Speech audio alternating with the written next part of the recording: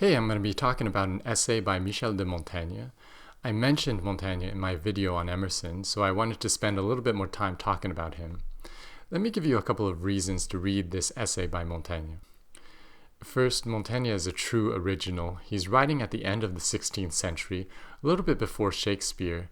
He pretty much invents the genre of the essay, so all you students have him to thank for that. He also writes about a lot of topics that might surprise you. He writes really openly about sex, the body, and different religious traditions. By the time he's writing these essays, he's a rich old guy, retired from public life, and he's a personal friend of the king, so he really can say whatever he wants. Second reason, if you read Montaigne, you'll learn something about how to treat yourself. And I don't mean treat yourself to ice cream, though that might be a part of it.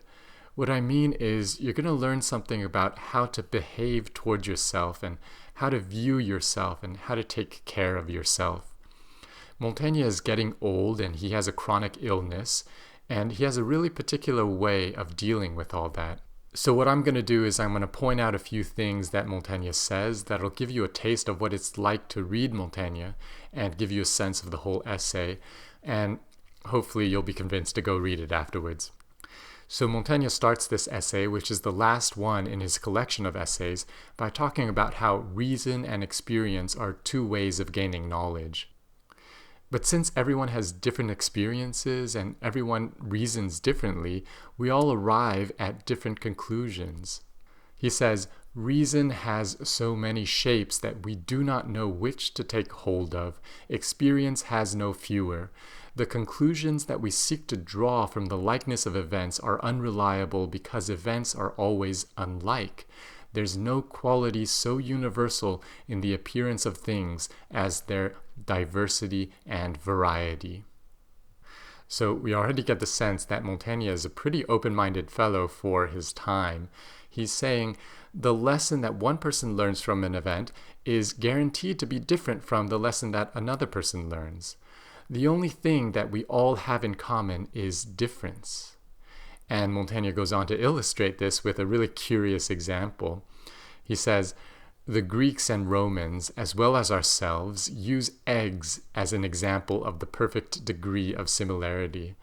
Yet there have been men, particularly one at Delphi, who could detect marks of difference between them, so that he never mistook one for another, and although he had many hens, he could always tell which had laid a particular egg. So apparently, whenever the Greeks and Latins and French wanted to say that things or people were really alike, they would say they're like eggs. I don't think anybody says this in English, but we do say those two people are like peas in a pod, and that pretty much means the same thing, I guess.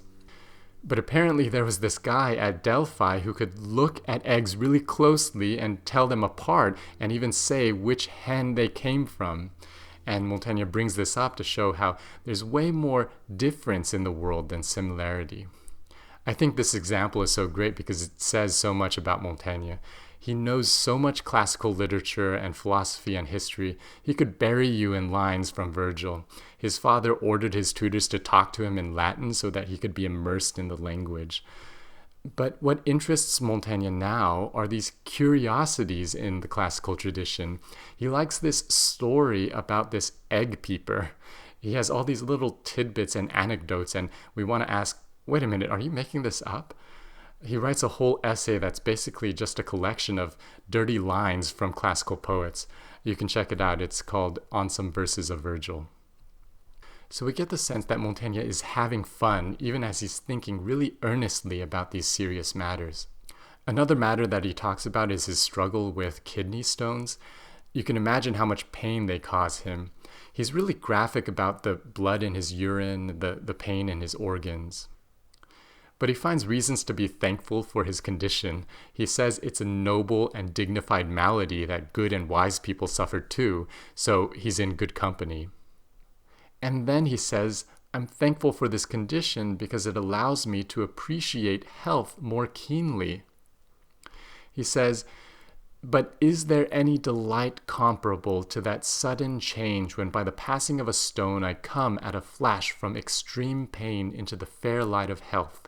fully and freely restored as happens in our sudden and most violent attacks of colic? Is there anything in the torment endured that can be balanced against the pleasure of this instantaneous recovery?